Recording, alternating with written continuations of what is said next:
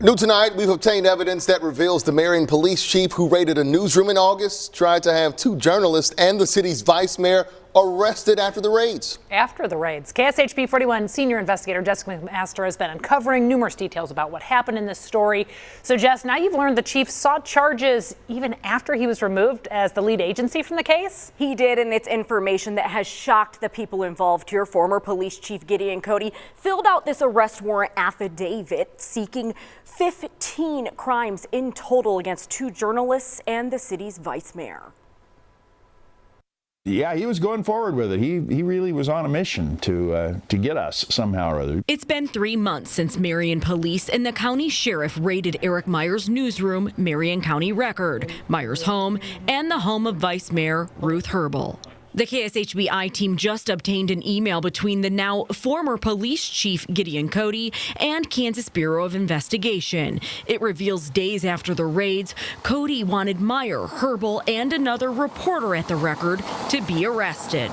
I think it's extremely presumptuous of Gideon Cody to be pursuing charges against me when not once has any law enforcement officer even asked me a question about this.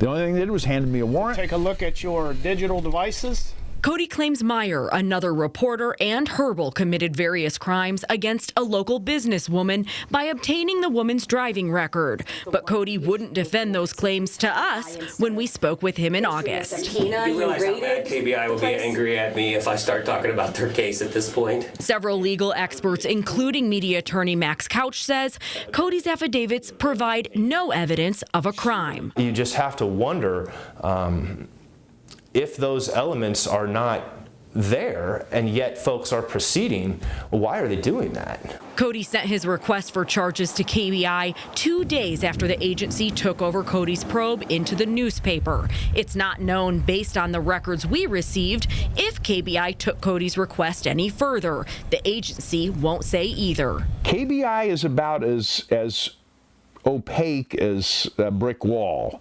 in terms of what they're saying with anyone. 2 hours after Cody sent the recommended charges over, the county DA revoked Cody's search warrants due to a lack of evidence. I actually think he was stupid, and that's the truth. Herbel tells us she had no idea Cody persisted in seeking charges against her. How many people put an 80-year-old woman in jail? While Herbel can laugh about Cody's attempts to bring charges against her now, she says nothing was funny about the day Cody came into her home and took her cell phone and laptop.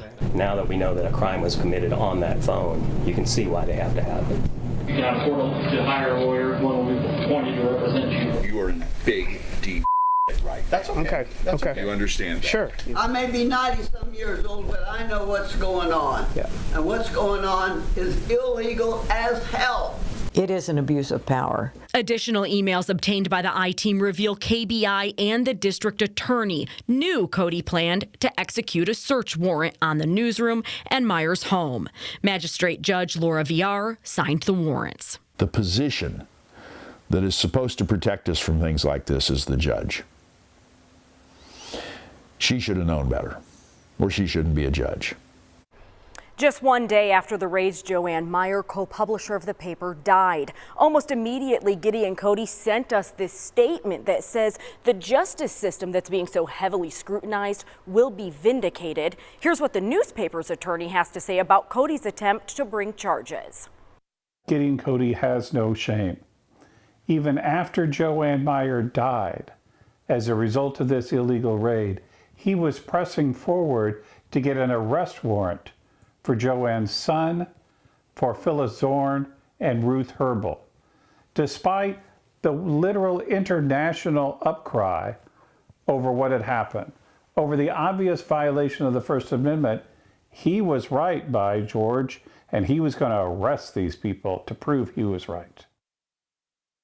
KBI tells us it's still investigating. It's not clear what the scope of that investigation entails. For the I-Team, I'm Jessica McMaster, KSHB 41 News.